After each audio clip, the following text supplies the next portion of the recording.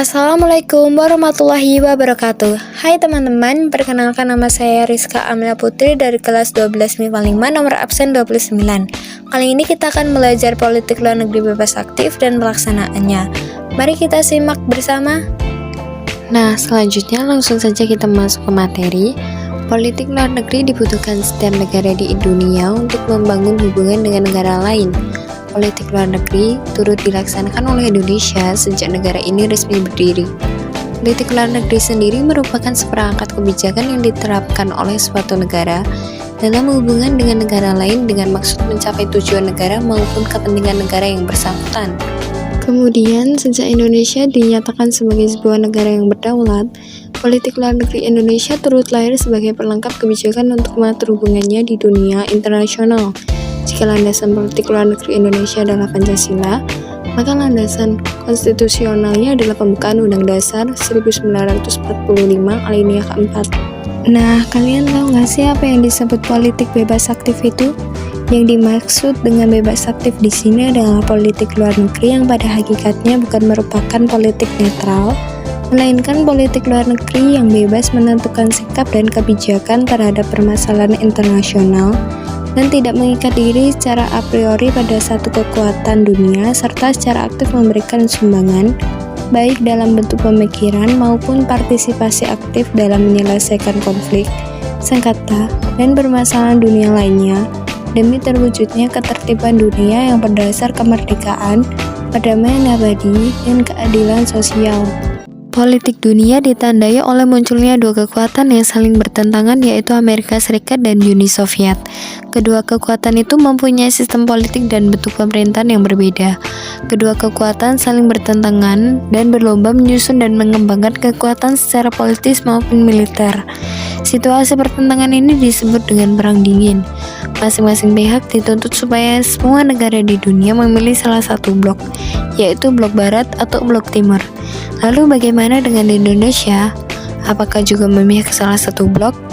Indonesia tidak mau memilih salah satu pihak. Indonesia menganut politik bebas aktif.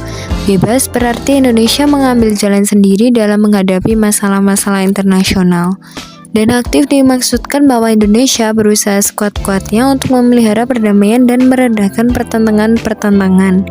Hal ini sesuai dengan cita-cita PBB. Artinya, politik bebas aktif adalah sikap atau langkah yang dilakukan untuk tidak memihak pihak manapun dan sekuat tenaga untuk mengutamakan perdamaian serta kemerdekaan dunia atas penjajahan. Tujuan politik luar negeri Indonesia menurut Muhammad Hatta: 1. Mempertahankan kemerdekaan bangsa dan menjaga keselamatan negara. 2. Memperoleh barang-barang yang diperlukan dari luar untuk memperbesar kemakmuran rakyat apabila barang-barang itu tidak atau belum dapat dihasilkan sendiri. 3. Meningkatkan perdamaian internasional. 4. Meningkatkan persaudaraan segala bangsa. Landasan ideal politik bebas aktif Indonesia adalah Pancasila. Pancasila sebagai dasar negara berisi tentang pedoman kehidupan berbangsa dan bernegara dalam seluruh aspek kehidupan, termasuk politik luar negeri. Landasan konstitusional politik luar negeri Indonesia adalah UUD 1945 alinea pertama dan alinea keempat, serta pada batang tubuh UUD 1945 pasal 11 dan pasal 13. Sedangkan landasan operasional politik luar negeri Indonesia terdapat dalam TAP MPR nomor 4 MPR 1978. Penerapan kelima prinsip Pancasila dalam kehidupan sehari-hari yaitu 1. Prinsip ketuhanan. 2. Prinsip kemanusiaan. 3. Prinsip persatuan. 4. Prinsip demokrasi. Dan 5. Prinsip keadilan. Nah, selanjutnya ada landasan konstitusional politik bebas aktif. Pelaksanaan politik luar negeri yang bebas aktif berdasar atas hukum dasar, yaitu Undang-Undang Dasar 1945 sebagai landasan konstitusional yang tidak lepas dari tujuan nasional bangsa Indonesia, sebagaimana termaktub di dalam pembukaan Undang-Undang Dasar 1945 alinea keempat. Landasan operasional politik luar negeri bebas aktif diperlukan agar prinsip bebas aktif dapat dioperasionalkan dalam politik luar negeri Indonesia.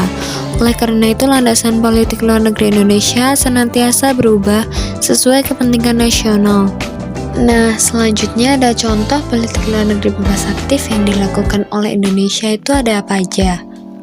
Pertama, menyelenggarakan Konferensi Asia Afrika atau KAA di Bandung.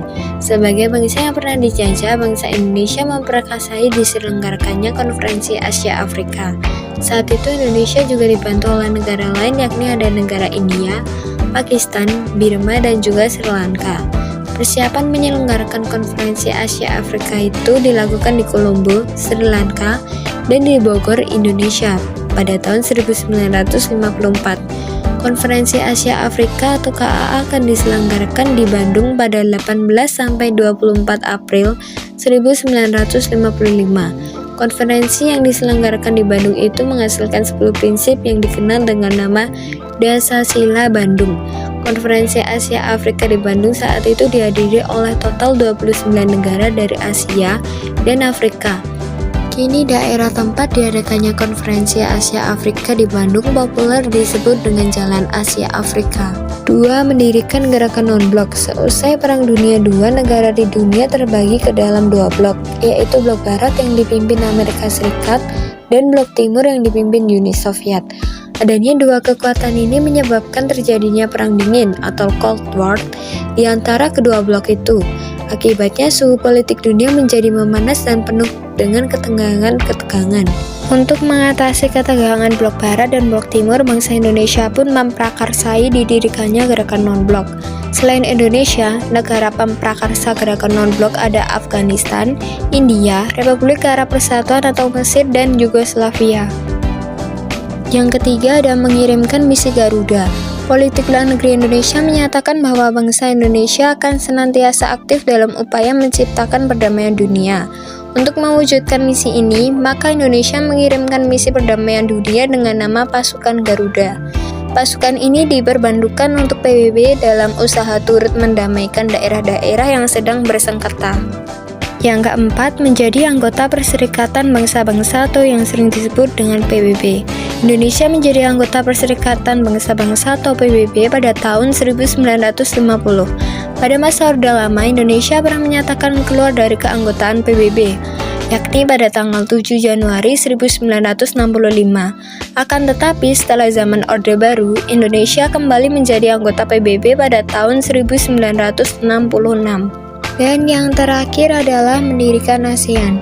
Sebagai perwujudan politik luar negeri Indonesia yang bebas aktif, Indonesia bersama dengan negara lain mendirikan ASEAN. ASEAN merupakan organisasi negara-negara di Asia Tenggara. Organisasi ini dibentuk untuk memakmurkan seluruh negara di Asia Tenggara melalui berbagai kerjasama. Terima kasih atas perhatiannya. Apabila ada salah kata dalam penyampaian materi tersebut, saya mohon maaf. Dan sampai jumpa di lain waktu. Wassalamualaikum warahmatullahi wabarakatuh.